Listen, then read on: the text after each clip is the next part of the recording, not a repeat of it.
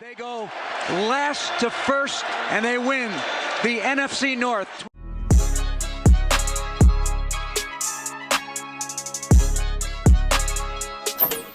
All right, guys, welcome in. I'm your host, Justin. This is episode 4 of the Black Bears Den podcast. Welcome in. First things first, you can follow me on X at _Justino __. Yeah, that's it. I'm still getting used to being on Twitter, y'all. It will be linked down below, so y'all just click that link. Same thing along with my Instagram. Yeah, let's get right into it. It's Lions week, y'all. And first things first, I don't think we win this football game. Detroit looked horrible last week against Green Bay. Awful. Very, very, very, very, very bad. But they are still stronger than us at key positions, like offensive line and defensive line. You know, the two areas that our GM, Ryan Poles, refuses to gather real talent at. Not talented guys, blue chip talent. You know, I digress. But, you know, we drafted Darnell Wright instead of grabbing Jalen Carter when we could have had him. But, like I said, I digress. Let's start off with some keys to the game. Detroit's secondary is weak. It's weak in terms of the corner position. Safety, I really do like their safety group, especially Brian Branch. But DJ Reed got barbecued last week, like barbecued. 79 of 83 according to PFF. It was not pretty for him. We can beat them passing. DJ Moore is really, really talented. Roma Dunze is a really, really good football player. Cole Kmet is a really, really good football player. And Colson Leveling should look better this week. He had 2 receptions last week for like 26 yards or something like that. But I think he's more. They put him into the game plan more this week. They move him in. But I think we lose the battle up front. They have a great linebacker group. Their defensive line is okay. Aiden Hutchinson is Aiden Hutchinson, and I think that he feasts on us. I don't have very much hope in terms of up front, but we can beat that secondary. We can definitely beat that secondary. We're very, very talented. In terms of starting a run game, I don't really know how well it goes because of our offensive line. Outside of Darnell Wright last week, who ranked 7 of 64 amongst all tackles, or all right tackles. All tackles. Jonah Jackson was 65 of 65.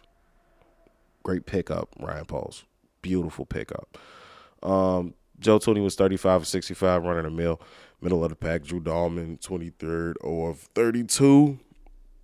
And Braxton Jones was 35th of 64. Swing tackle. I just don't see us getting a run game started and that being the reason why we win the game. Another key to the game that we have to do is Ben Johnson has to let Caleb be Caleb. I'm not saying that he called a bad game for Caleb last week, but I think it should be more of allowing Caleb to ad-lib and us playing through Caleb ad-libbing. It should be a lot of rollouts, a lot of bootlegs, kind of like the Mitch Trubisky, the Mitchell Trubisky treatment that we gave him in 2018 with Matt Nagy.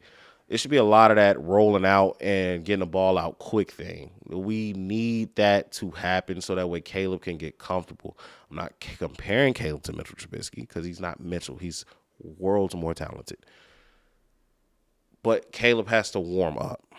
He has to warm up to get going. He's not just going to come in cold and just be the world beater that he's supposed to be.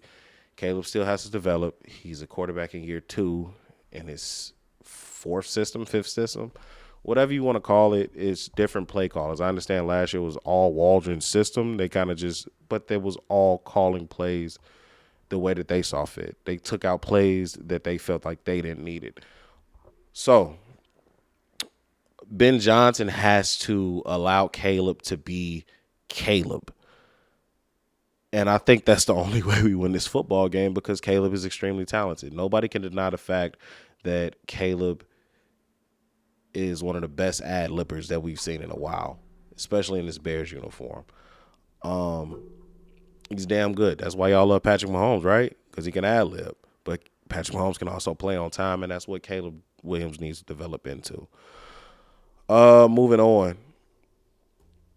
Ben Johnson has to show us who he is this week. You're going back into Detroit, the place that you left, that you said that you're better than. Point blank period, that's just what it is. You didn't need Detroit. Detroit needed you. You have to go in there and call a game that looks like you deserve the title. You know what I'm saying? That genius guru head coach that we hired.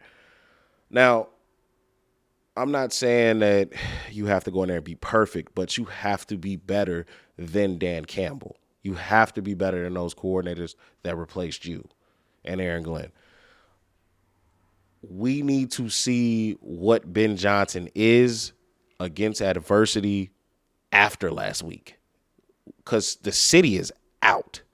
And typically, Chicago, and you guys know this because you're from here, the sports media is typically back all in by Thursday. They're still all out. It is Friday at 3:34 p.m. when I'm recording this. They're still all out. I've never seen the city switch this fast on a coach-quarterback duo ever in my life, except Mitchell, but that's neither here nor there. Nobody ever liked Mitchell. I did, but none of y'all did. The city has to learn how to pump their fucking brakes, though, for real with this shit, because that was game 1 against Kevin O'Connell and the Minnesota Vikings. That was a really, really good football team last year. Kevin O'Connell is a damn good head coach. And I think JJ is going to be a good quarterback in this league. So, as long as he's under the tutelage of Kevin O'Connell. But Ben Johnson does have to show us who he is this week. Last key to the game, our secondary can win this game if we're healthy. Really, I'm just saying if Jalen Johnson's there and he's healthy and he could take Amon-Ra St. Brown out of the game, that'd be great. I don't know if we can stop the run against them, though, because they're still really, really, really good at running the ball. Last week, David Montgomery ranked 9 of 40, another player that ran post let walk.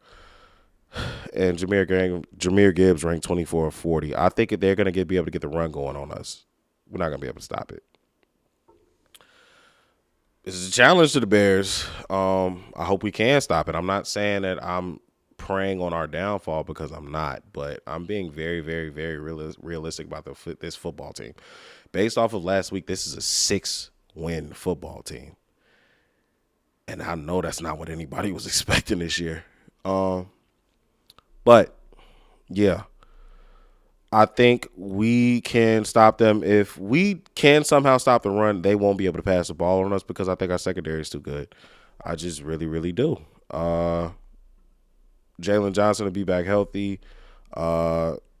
Mason Wright had a hell of a week last week, 15 of 83 at corner. Tyree Stevenson was 28th of 83 amongst all corners. Kevin Byard and Jaquan Brisker, middle of the pack, lower end of the pack, actually. Jaquan Brisker was almost 50th of 69. I still don't really see what you guys are all in on Jaquan Brisker about. You throw 40 pounds on him, put him in a box. I love him as a linebacker, but I don't know if I love him as a cover safety. But those are the keys of the game that I have for us next week. Hopefully TJ Edwards is healthy. I have not seen anything about that. Comment down below if y'all did, because I just missed it. Yeah, that is what my keys to the game are. Final score prediction: Detroit 28, Chicago 17. Like I said, all the links will be in the description below. Make sure you guys like, comment, and subscribe. And I'll see you guys Monday for a post-game wrap-up.